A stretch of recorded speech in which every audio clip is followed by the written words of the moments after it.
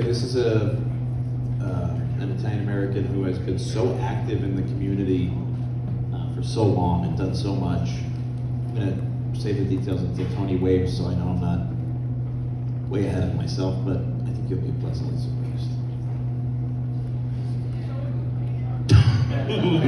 Lena's on pins and needles.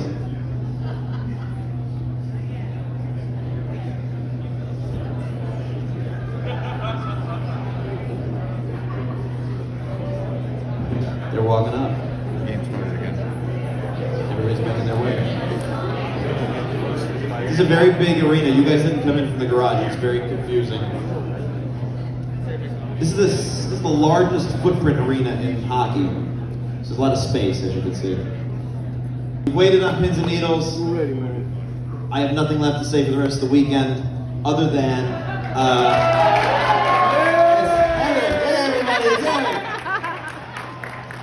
big blown surprise. Other than Mr. Chaz Palmentieri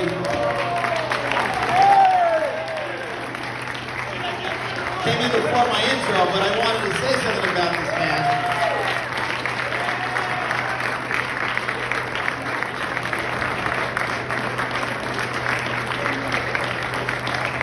This is a man that I have seen work on so many Italian-American causes, always giving himself, always lending himself. You know who he is, you know his accomplishments, but you don't know he is a phenomenal, active Italian-American, taking time out to be here, and he's just the greatest. So, Mr. Chaz Palmentieri, here you go. Thank you very much. It's so nice to see all these Italians in one room like this. John called me yesterday, Sabina called me and asked me, I was down here doing an event, and they said, would you come over? And I was jammed up between two different engagements, and I said, what's going on? They said, oh, we're doing this Italian-American thing with all these young Italian men and women. And I said, all right, I'll be there. I gotta be there, because you always gotta remember, Italians, we gotta stick together. It's the most important thing. The only thing that I never say negative about any Italian Americans. The only thing is sometimes, especially the old school guys, a little jealous. So you got to be careful. Italian Americans, we have to help each other. It's very, very important. And you see it. Not that you have to give. Look, if there's a job between an Italian and someone else, and they're both really good, I hire the Italian. I mean, that's the way I do it. You know, I mean, that's okay. But if the Italian isn't as good as the other person, then I can't. So, but I just want to say a few words. My real name is Calogero Lorenzo Palmentieri. That's my real name. Chaz came when I was a kid, and they said Seaton and Chaz, and that's how that happened. My mother, my grandmother and grandfather on my father's side was from Menfrey, and my mother's family is from Messina. And they came over, obviously, to turn, and I tell you this story for a reason. They came over to turn of the century. And then they met, my father's father, my mother's, parents. They met in the Bronx at a dance, and they got married. And my father, Lorenzo, was a bus driver, like the movie A Bronx Tale. And my mother, Rosina, was a houseworker. And then, what happened was they had me, and I'm named after my grandfather, Calogero. And I say this to you guys because you have to think about how proud it is and how you're all so special to be here. I think they said it takes 2,800 grandparents to be here now. So it's not an accident. It's not an accident that you're all here. And I'm so grateful to the Basil Russo and John and Vincent Viola and Sabino was putting all this together, because you are the voices of the young Italian Americans, and that is really important. You know, people ask me, I grew up in the Bronx, in Little Italy in the Bronx, and I was this young boy who had this dream. I wanted to be an actor. To me, there was always something more. I wanted to be an actor. Then one day, I decided, in my teens, I told my parents, look, I really want to follow this dream, and they were like, go get it. My parents were like, nah, get a city job. No, that was sometimes the old school way. If you have a dream if any of you have a dream, you're exactly like I was. A young boy who grew up in we didn't have money. We grew up in an Italian neighborhood. It was a wonderful neighborhood where I grew up. And growing up there, I had this dream that I wanted to be an actor and a writer. And I started following through it.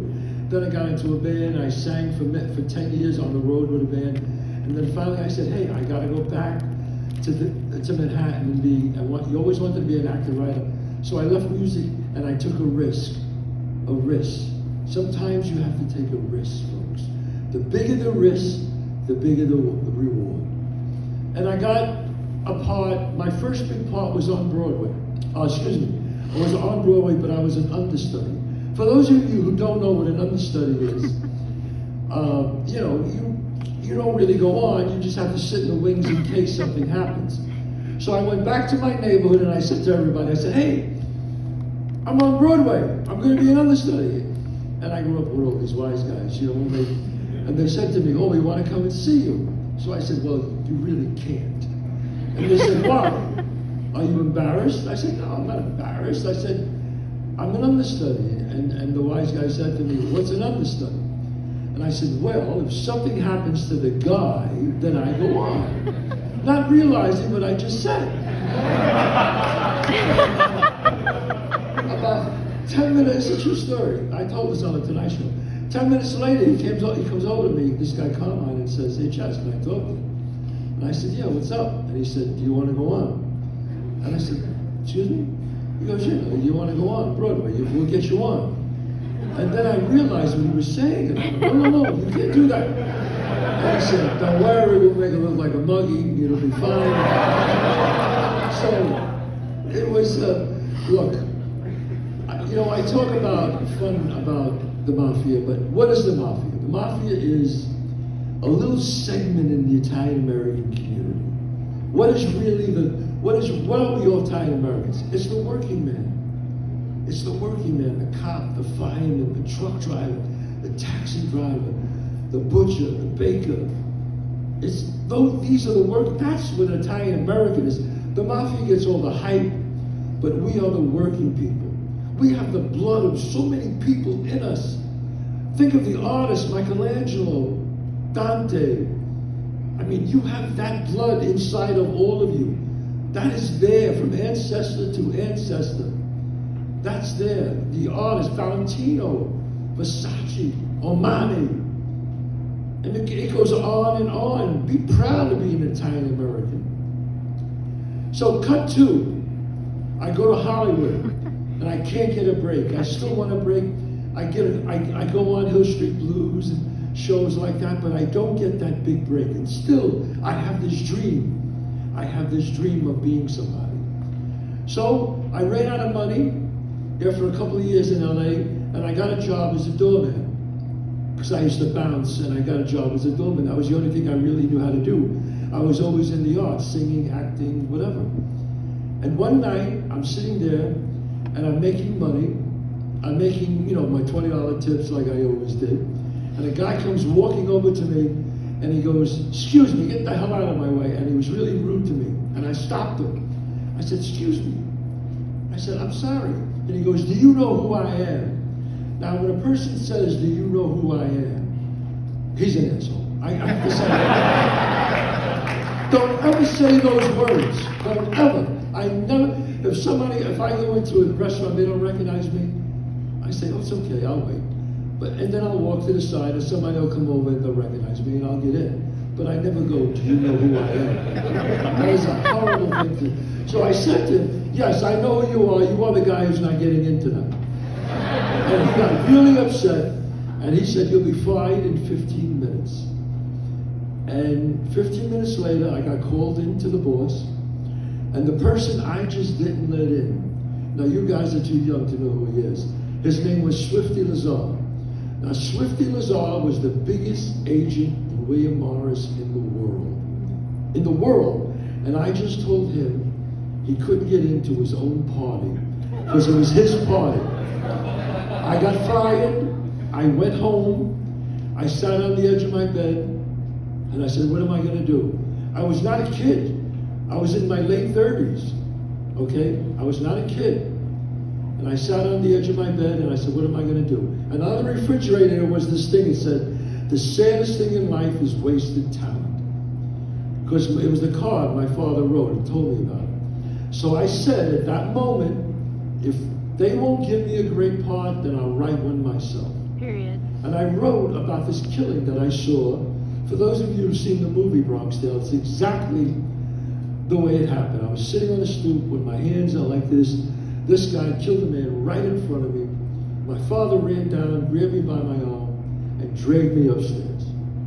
Exactly, just like the movie, the musical, and the one-man show.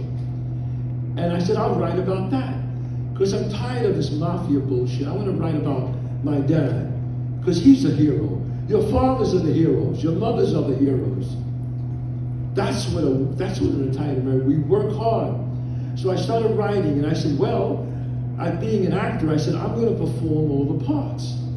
And people told me I was crazy. They said, you're not a stand-up comic. I said, no, I'm an actor. But I'm going to play all the parts. And they thought I was crazy. Big people said, this will never work, impossible. And I said, well, I'm going to do it anyway. If I fail, I fail. Taking a risk. You must take a risk. And I performed it, and my life exploded. Exploded. I got all these reviews, I won all these awards, and I was on my way. But they didn't want to use me. They wanted to use one of the stars. You know, all the big stars in Hollywood at that time in the 80s wanted to play Sonny. And I said, no, I play Sonny and I write the screenplay. They said, forget it. I said, well then forget it. They offered me $250,000 and walk away. I said, no. $500,000, I said, no. $1 million, I said no. And then one night, I did the show, and Robert De Niro was sitting in the back and saw the show. He said to me, he sent somebody to get me, and I met him in my dressing room, and he told me, he said, look, you'll be great as Sonny, and you should write the screenplay because it's about your life. And if you shake my hand, that's the way it'll be. I shook his hand, and that's how Bronx Tale got made. And I just wanted everyone to know how that happened. How did it happen? By taking a risk. By showing up. Thank you.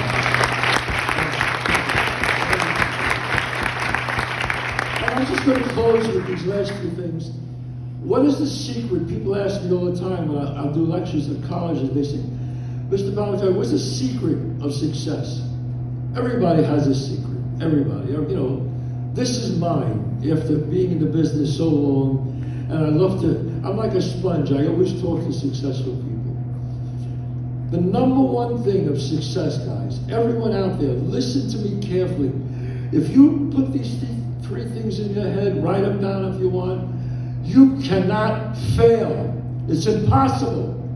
Impossible to fail if you do three things. Number one, 85% of success in life is showing up. Showing up. You got to show up. So you did the first part right away. You showed up today. You took the course and you came. That's the first part, showing up. Be good at what you do. Be really good at what you do. If you show up and really good at what you do, come on. And the third thing is be well liked. Be well liked. Show up, be good at what you do, and be well liked. You cannot fail. It's impossible. You cannot not fail. I mean, I get so excited when I see young people. They go, you know, sometimes people look at us, people who are famous and who make a lot of money, and they envy us. Don't do that. You are richer than me. You are richer than Robert De Niro. You are richer than Al Pacino. You're richer than Jack Nicholson. How are you richer? You have time. You have time. All of you are so young, and you have time. Don't waste it. Don't waste it. When you're young, you treat every day like you're going to live forever. Now that I'm 72 years old, I know I have time. have much time. So I try to write more and perform more. So in 50 years from now, if somebody came to you and said, you will give me everything you own, this gentleman, in 50 years to be right back here where you are now. Everything. If you're a multi-billionaire, you would give it all to me just to be right back here. That's how important this is. And I say to you, life, big, and the last thing I would say, life is like, there's givers and there's takers. The takers eat better, but the givers sleep better. God bless you. Thank you.